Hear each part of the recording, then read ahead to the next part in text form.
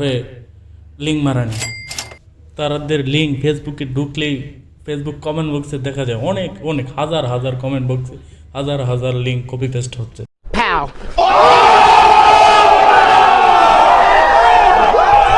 তবু তারা ভাবে যে অনেক বড় সেলিব্রিটি বা ইজ্জত বেচে কখনো সেলিব্রিটি হওয়া যায়।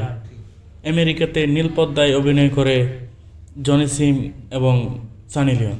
বাংলাদেশে নীলপদ্মায় অভিনেতা হচ্ছে জান্নাত তুহা।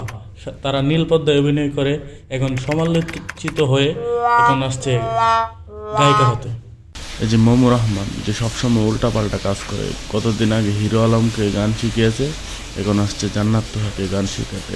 তাই তারা জানে যে এই গানটা গাইলে গানটা ট্রল হবে, টাট্টা হবে, ভাইরাল হবে, তবু তারা এই গানটাকেই বেছে বেছে চুজ করছে। ভাই এটার পিছনে নিশ্চয়ই কোনো লজিক আছে।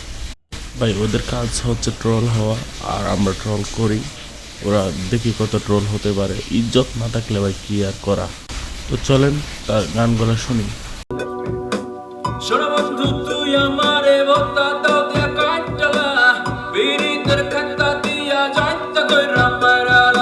এই যে প্রথম যে লিরিক্সটা গাইলো এটা হচ্ছে মমু রহমান। সোনা বন্ধু তুই আমারে ভোতা দাও দে কাইটালা, পীড়িতের খাতা দিয়া যাইতা ধইরা মাইরালা।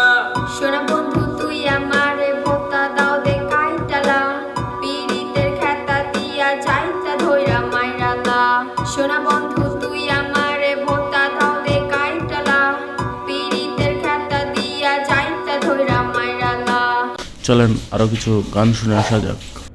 মনের উঠোনে ভেসে চাঁদের পূর্ণিমা, মনের উঠানে ভেসে চাঁদের পূর্ণিমা,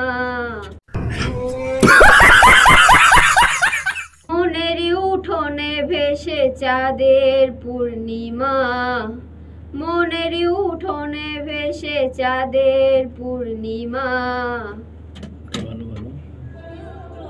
ভেসে চাঁদের পূর্ণিমা, মনের উঠোনে ভেসে চাঁদের পূর্ণিমা, মনের উঠোনে ভেসে চাঁদ। কি ভাইয়া ফেসটা চিনা চিনা লাগে? এইসব দেখার পরে ফেসটা আমার চিনা চিনা লাগে না, মানে এক কে বাবা চিনি এক কে। আসসালামু আলাইকুম।